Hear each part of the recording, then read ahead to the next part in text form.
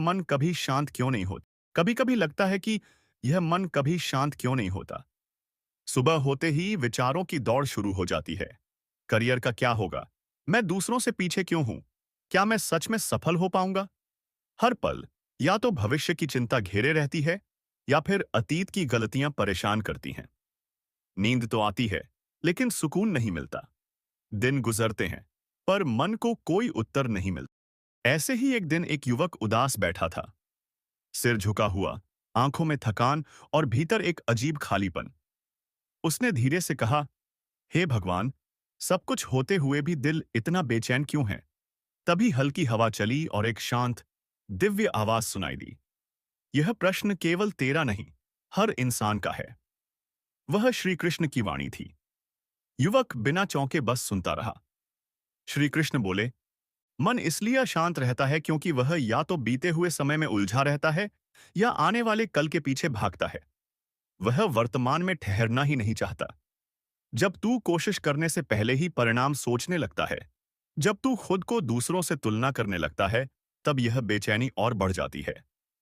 युवक ने पूछा, लेकिन यह डर और घबराहट खत्म कैसे होगी? श्री कृष्ण मुस्कुराए और बोले, क्योंकि तू परिणाम को अपने नियंत्रण में रखना चाहता है, जबकि सत्य यह है कि तेरा अधिकार केवल कर्म पर है। जब तू अपने हर काम को पूरी निष्ठा और समर्पण के साथ करेगा और फल की चिंता छोड़ देगा, तभी मन को शांति मिले। उन्होंने आगे कहा, जैसे एक बीज को पेड़ बनने में समय लगता है, वैसे ही सफलता भी धीरे धीरे मिलती है। उसे जबरदस्ती खींचने से वह जल्दी नहीं आती। तेरा काम सिर्फ मेहनत करना है, उसे सींचना है। फल अपने समय पर मिलेगा। युवक की आंखों में आंसू आ गए।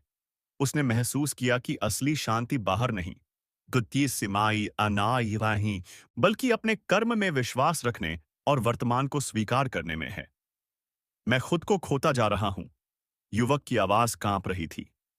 श्री कृष्ण की शांत वाणी आई, तू खुद को कैसे खो सकता है जब तू स्वयं मेरा अंश है?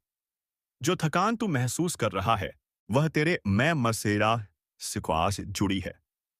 जब तू इस मैं जो समय को छोड़कर केवल प्रयास पर ध्यान देगा, तभी सच्चा विश्राम मिलेगा।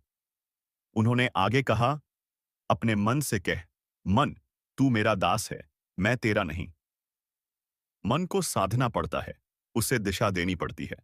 अगर तू उसे यूं ही भटकने देगा, तो वह तुझे कभी शांति से जीने नहीं देगा। युवक ने फिर पूछा, लेकिन जब सब कुछ धीरे धीरे हो रहा हो, जब कुछ भी तुरंत नहीं मिल रहा, तब धैर्य कैसे रखें?